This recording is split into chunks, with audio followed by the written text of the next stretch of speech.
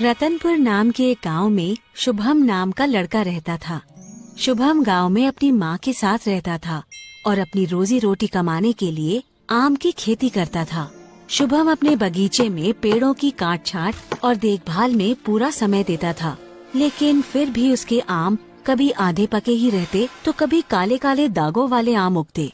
ऐसे आमों को जब वो बाजार बेचने जाता तो उन्हें कोई भी नहीं खरीदता था। जब भी वो किसी व्यापारी के पास अपने आम बेचने जाता तो व्यापारी कहता, अरे रे रे रे भैया, ये कहाँ से आम उठा लाए हो? ऐसे आमों को तो कबाड़ी भी ना खरीदे, मैं क्या खरीदूंगा? बेचारा शुभम उन्हें बेचने की पूरी कोशिश करता और कहता, अरे सेठ, एक आम खा के तो देखो, बहुत ही मीठे आम हैं, इतने मीठे कि ऐसा लगे जैसे मुंह में मिश्री घुल गई हो। व्यापारी बोला, भैया जी, खाएंगे तो तब ना जब आम देखने में अच्छा होगा। जब इसे देख के आदमी खरीदेगा ही नहीं तो इसे खाना तो बहुत दूर की बात है। निराश शुभम अपने आम लिए बाजार से वापस आ गया।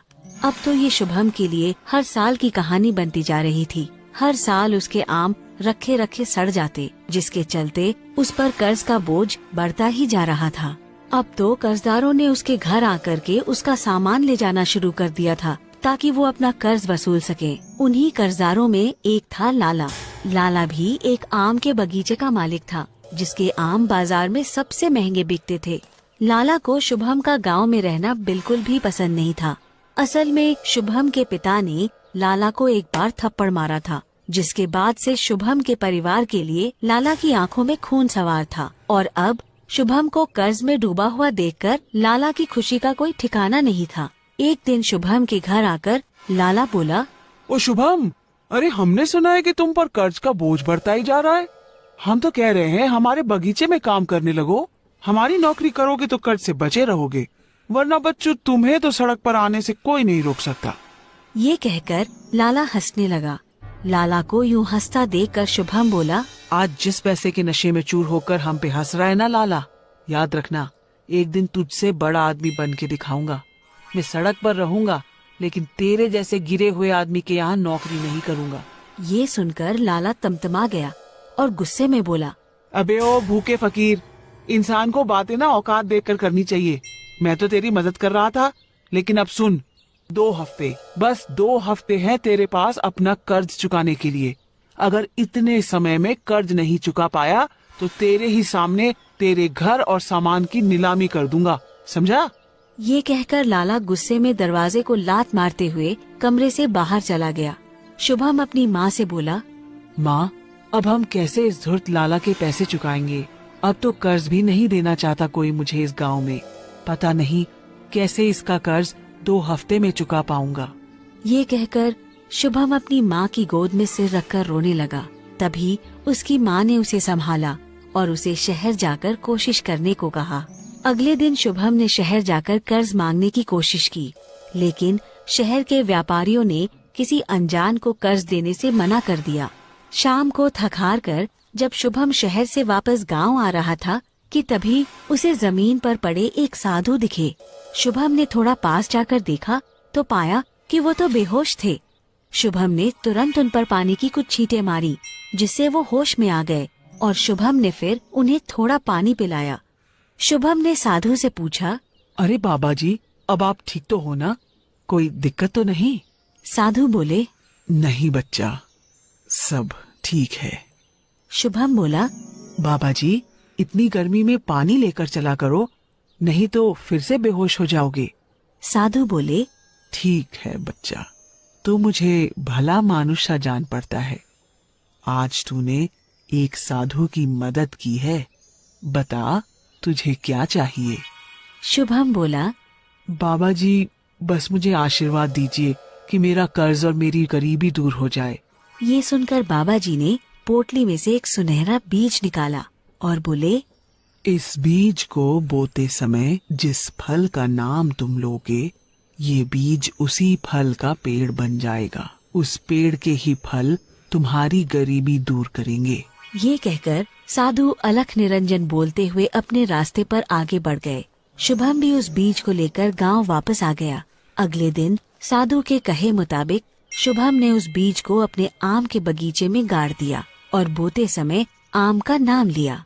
शुभम ने उस बीज की बहुत मेहनत से देखभाल करनी शुरू कर दी।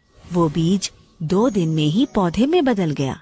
तीसरे दिन शुभम ने जब आकर ये सब देखा तो बोला, अरे ये बीज है कि जादू की टोकरी इतनी जल्दी पड़ गई।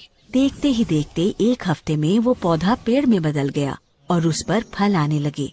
अगले दिन शुभम ने जब उस पेड़ से आम को तोड़ा तो उसे यकीन ही नहीं हुआ।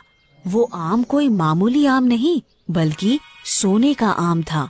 शुभम तुरंत उस आम को लेकर बाजार गया और इस आम को बेच आया। उसे बेचकर उसे इतने पैसे मिले जितने वो साल भर में भी नहीं कमा पाता। शुभम ने उन पैसों से लाला का कर्ज चुका दिया। इतनी जल्दी कर्ज चुक जाने से लाला हैरान तो हुआ, लेकिन उसने इस पर ज्यादा ध्यान नहीं दिया।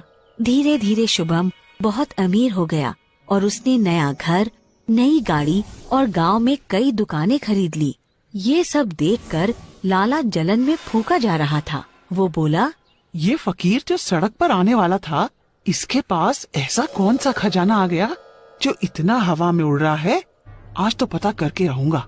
शुभम जानता था कि लाला को उसकी अमीरी हजम नहीं होगी, इसलिए उसने अपने सोने के आम के पेड़ के आसपास जाल बिछवा दिए थे। लेकिन लाला को ये बात नहीं पता थी। जब लाला शुभम के बगीचे में घुसा तो सोने के आम देखकर बोला, अच्छा, तो ये राज है इस फकीर की अमीरी का। अभी इसकी अमीरी निकालता हूँ। आज इसके सारे आम गायब कर दूंगा। ये कहकर जैसे ही लाला पेड़ के पास सोने के आम तोड़ने बढ़ा, वैसे ही उसका एक पैर जाल में पड़ गया और वो वहीं उल्टा लटक गया। लाला ने छूटने की पूरी कोशिश की, लेकिन जब वो जाल से नहीं छूट पाया तो उसने चिल्लाना शुरू कर दिया, अरे अरे, कोई बचाओ, बचाओ इस जाल से। उसकी चीख सुनकर शुभम वहाँ पहुँचा और लाला को जाल में फंसा देखकर बोला, मुझे पता था तुझसे मेरी अमीरी नहीं देखी जाएगी, इसीलिए मैंने जाल बिछवा दिए थे। लाला बोला, अरे मुझे माफ कर दो शुभम, मैं फिर चोरी नहीं करूँगा। अब तो मुझे इस जाल से छुड़ा दो। शुभम बोला, माफी तो तू अब पुलिस से मांगना। ये कहकर शुभम ने पुलिस को बुला लिया और लाला को उनके हवाले कर दिया। लाला को पुलिस ने चोरी के जुर्म में जेल में डाल दिया। शुभम दिन दोगुनी रात चौगुनी करने लगा और जल्द ही उसने शहर में अपनी आम की दुकान खोल ली। शुभम अपनी कमाई से गांव के गरीबों को मुफ्त कर्जा भी देता था ताकि कोई भी गांववासी भूखा न सोए। इस तरह शुभम खुशी खुशी अपनी माँ के साथ रहने लगा।